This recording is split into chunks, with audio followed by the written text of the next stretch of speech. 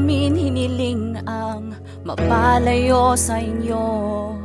Ang tanging hangarin ay maibigay ang mga gusto.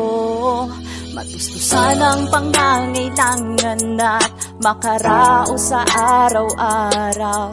Sarili ay tinatagan pagkat sa kahirapan gusto nang bumitaw. Para sa pamilya, lahat ay kayang gawin. Hirap, pagod at pangungulila ay lakas loob na haharapin. Ang pag-alis ko ng Pinas ay tila ba isang hudyat na makaahon sa hirap ng buhay at makaangat. Subalit di ko maipaliwanag ang lungkot na nadarama. Di mapigil ang luha habang hila-hila ang maleta. Araw ng paglisan, yakap ni inay ay mahigpit.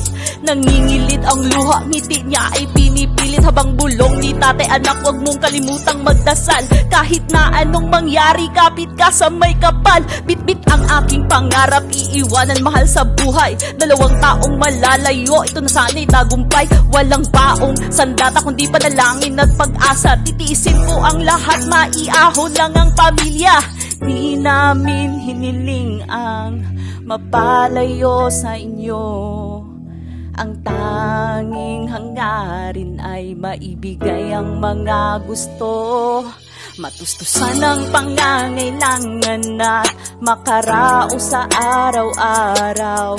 Sarili ay tinatagan pagkat sa kahirapan gusto nang bumitaw. Para sa pamilya, lahat ay kayang gawin. Hirap, pagod at pangungulila ay lakas loob na haharapin.